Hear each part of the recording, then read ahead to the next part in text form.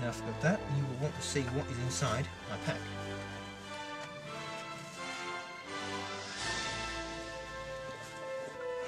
So, the M44 pack, I'll go over the outside bit. So it's got 3 main sections, one here, there's a big main section inside which is split in 2.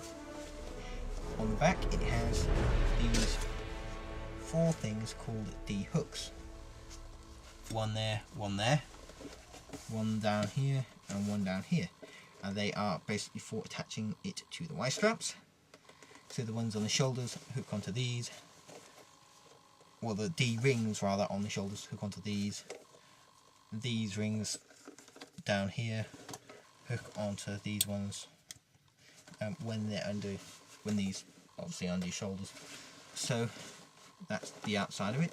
It's got a leather back part here. It's actually my Czech M60 one that I modified to being a German M44 one. It also has these little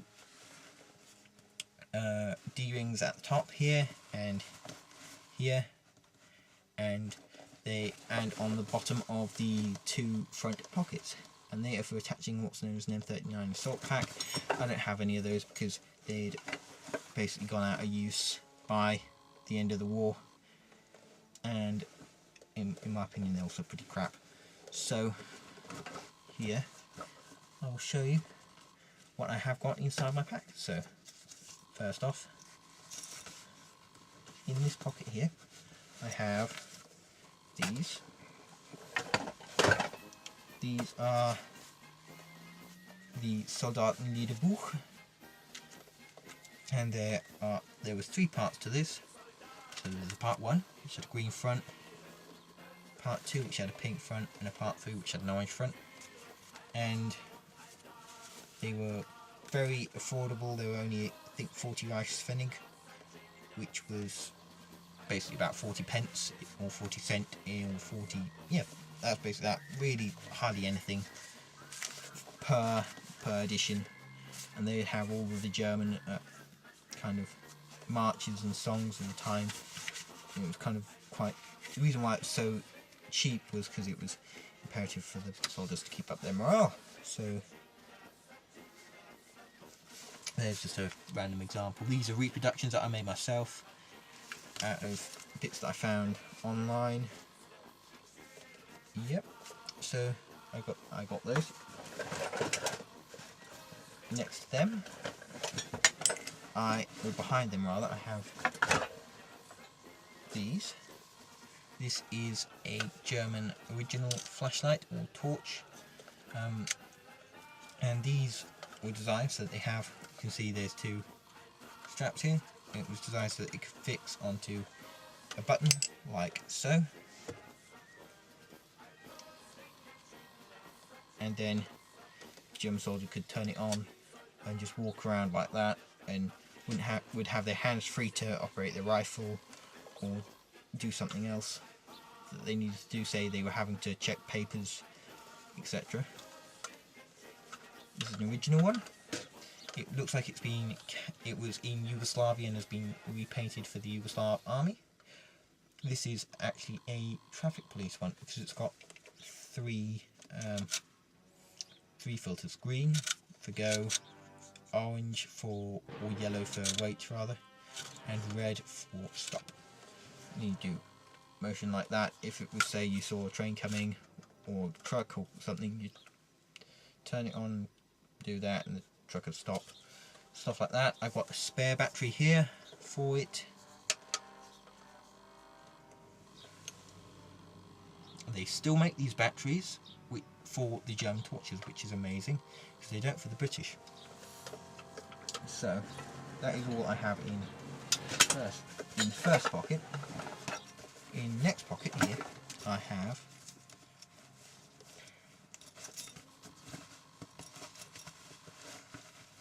this, which is a French housewife or sewing kit. Now the Germans captured tons and tons and tons and tons and tons of French kit in 1940, and again in 1943 when they occupied Vichy France. And in 1940 obviously when they occupied France itself, and so they put quite a lot of the French kit or housewives to use.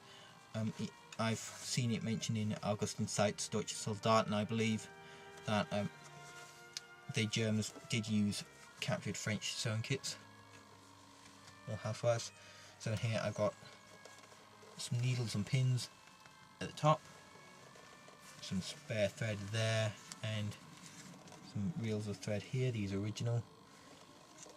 And then I have some spare insignia and some buttons as well.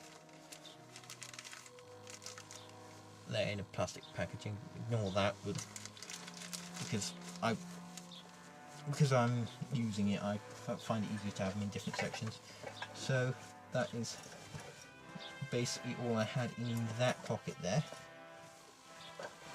So to get onto the main section of the pack.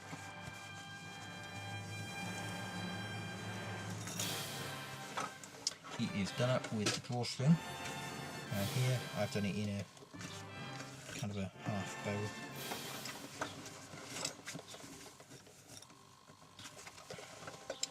Now inside here you would have your personal belongings, but because this is an end of war sort of impression, I got a whole load of other things as well.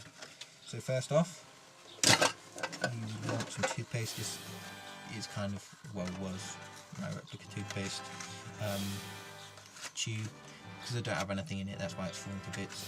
So yeah, this is a Doramad, which was typical German toothpaste of the time. And they would also come with these little leaflets folded up inside them.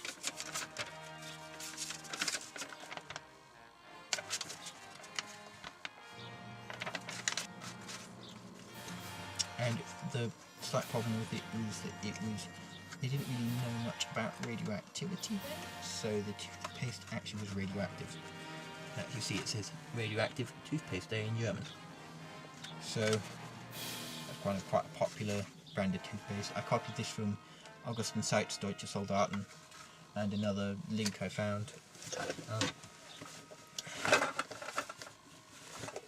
So, rations. I've got some Fleischkonserve here, which is kind of the German standard iron rations. Fleischkonserve is basically meat conserve, that's what it stands for. And yeah, this is just a used can, it's just kind of for display purposes. I also have Glucksli powdered milk, which should come in a can. They still produce this today, which is interesting. Another thing I have is a can of beans. And I also have this, which is a can of sausage. So I did do canned sausage because I've read accounts of German U-boat crews not being able to, them soldiers being awarded, and ship crews as well, soldiers being awarded Iron Crosses, for example, and obviously not having contact with the mainland. A mechanic would say they would take a sausage tin, cut the tin open, and make them an Iron Cross until they actually got their Iron Cross issued. So, also in here, whilst we're on the subject of rations, I have these. Now these are Coca-Cola, and basically the Germans during the war produced, well, before the war I believe they were also producing this.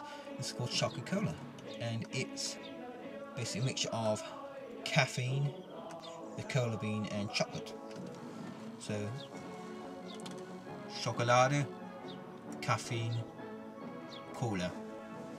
And they made two main variants. They made the milk chocolate one, which is this one, just a standard darker chocolate one, which is this one.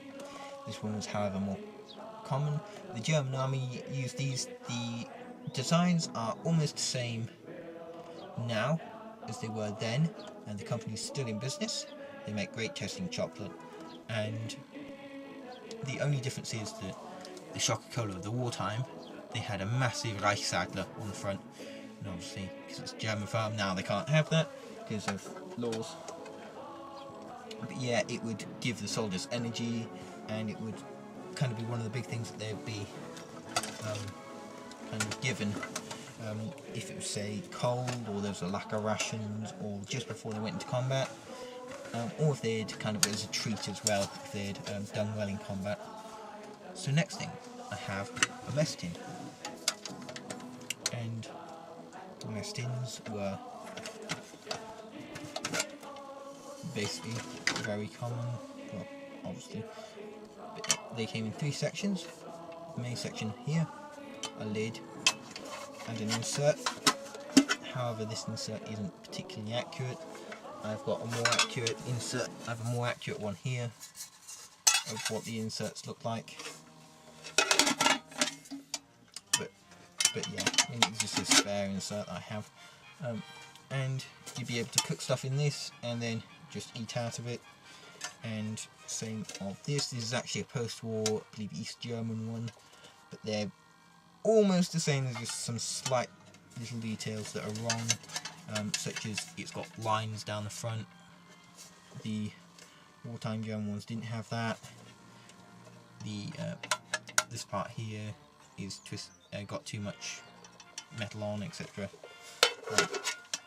But yeah, you could cook these on. You could use these on the Esbit stove, like so. And yeah, I mean they were just quite often used. Also, the design was such that it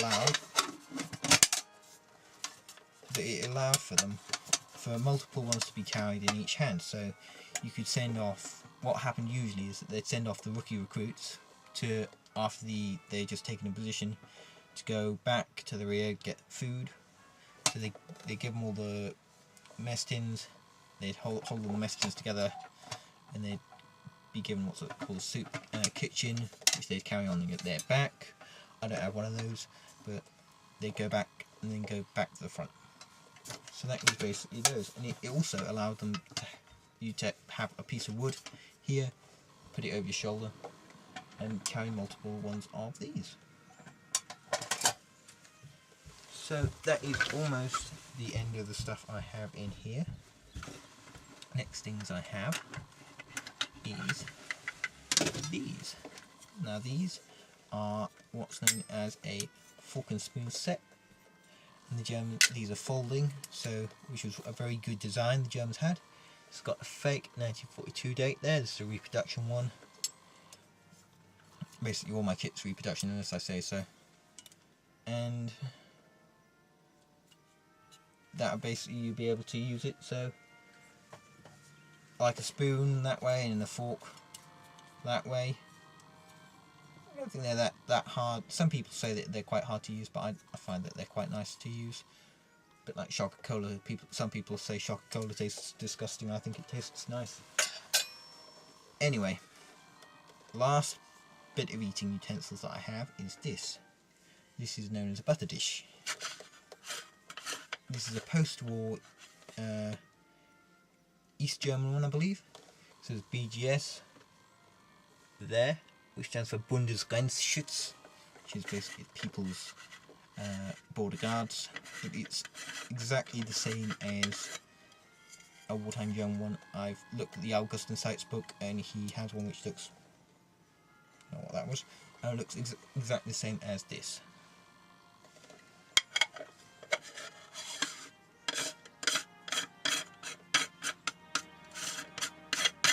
And you'd basically just have margarine in there, or butter, and it would hopefully keep it safe. So when you stop, pull out your knife, and you get some bread, you could butter the bread, etc. Use it for cooking some food if you're lucky enough, caught hare or something. So that is almost the end of the stuff I have in that pack.